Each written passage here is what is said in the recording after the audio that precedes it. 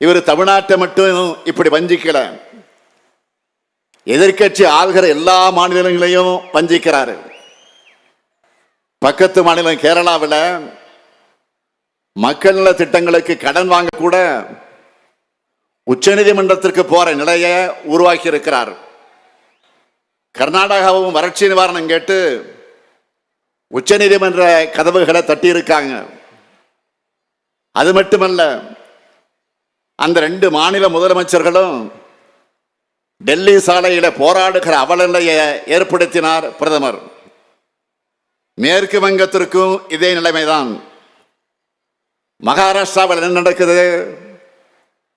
குதிரை பேரம் நடத்தி எம்எல்ஏக்களை விலைக்கு வாங்கினார், ஆட்சியை கிடைச்சார், ஆளுங்கட்சியை உடைச்சு இப்ப அந்த மாநிலத்தை நாசமாக்கிட்டாரு.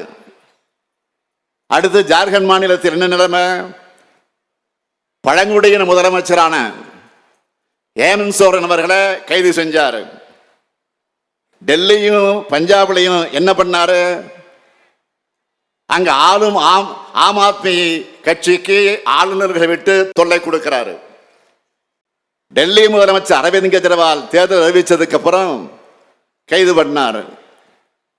எதிர்கட்சிகள் ஆளுகிற மாநிலங்களில் மட்டும் இடி, ஐடி, சிபிஐ கவர்னர்களை வச்சு தொல்லை கொடுப்பார். இதுதான் மோடி இந்தியா. இவரை எதிர்த்து யாராவது பேசினா என்ன நடக்கும்? சமீபத்திய உதாரணம், ஜம்மு காஷ்மீர் மாநிலத்து ஆளுநராக இருந்த சத்யபால் மாலிக். அவர் என்ன சொன்னாரு? 2019 நடந்த புல்வாமா தாக்குதல் அரசியல் ஆதாயத்துக்காக எப்படியெல்லாம் பயன்படுத்தினாங்கன்னு சொன்னாரு. மோடிக்கு ஊழல் ஒழிக்கிற எண்ணம் இல்லை, ஊழல்வாதிகள் அவர் கூடவே இருக்கிறதால அவங்க மேல நடவடிக்கை எடுக்க மாட்டார்னு விளக்கமாக ஒரு பேட்டி கொடுத்தார். உடனே அவர் வீட்டில் சிபிஐ ரெய்டு. எவ்வளவு மலிவான அரசியல்! பெண் சக்தி, பெண்கள் பாதுகாப்பு பத்தி இப்போ தொடர்ந்து பேசுற பிரதமர் பாஜக எம்பி பிரிஜ்பூஷனால் பாலியல் துன்புறுத்துக்கு ஆளான மல்யுத்த வீராங்கனைகள் கண்ணிவிட்ட போது வாய் திறக்கவே இல்லையே. ஏன்? குஜராத்தில் பில்கிஸ் பானு பலாத்கார வழக்கின் குற்றவாளிகள் விடுதலை செய்யப்பட்டப்போ பெண் சக்தி மேல பிரதமர் மோடிக்கு அக்கறை வந்துச்சா? மணிப்பூர் பெண்களுக்கு இழைக்கப்பட்ட கொடூரத்தை மௌனமா ஏன் வேடிக்கை பார்த்தார்? ஒரு தடவையாவது மணிப்பூருக்கு போய் பாதிக்கப்பட்ட மக்களுக்கு ஆறுதல் சொன்னாரா? அது மட்டுமல்ல, ஜம்மு காஷ்மீர்ல 8 வயசு குழந்தைய கோயில்ல வச்சு வன்புணர்வு பண்ணாங்கள, அந்த குற்றவாளிகளுக்கு ஆதரவா 2 பாஜக அமைச்சர்கள் ஊர்வலம் போனாங்கள. இதுக்கு கண்டனம் எழுந்த உடனே அவங்க என்ன சொன்னாங்க? கட்சி தலைமைதான் எங்களை அனுப்பி வச்சதுன்னு சொன்ன அவங்கள மோடி தட்டி கேட்டாரா? உத்தரப்பிரதேசத்தில் உன்னாவ் ஞாபகம் இருக்கா?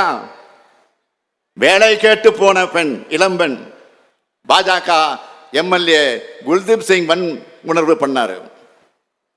இந்த புகாரை அந்த பொண்ணு சொல்லக்கூடாதுன்னு குல்தீப்போட சகோதரர் நண்பர்களும் சேர்ந்து அவரை கடத்தி மயக்க மருந்து கொடுத்து நாள் கணக்கில் கூட்டுப்பாடு வல்லுறவு செஞ்சாங்க.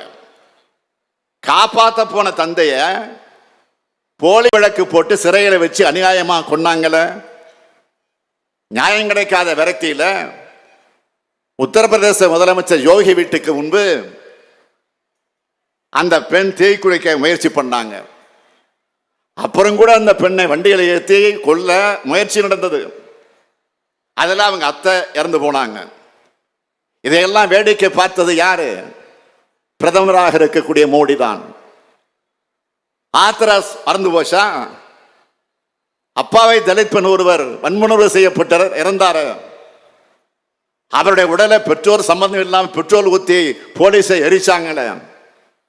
பாதிக்கப்பட்ட குடும்பத்தை பார்த்து ஆறுதல் சொல்ல கூட சகோதரர் ராகுல் காந்தி அவர்களும் பிரியாங்கா காந்தி ஆகியோருக்கு அனுமதி மறுத்தாங்களே. இப்படிப்பட்ட காட்டாட்சி தான் பாஜக ஆட்சி.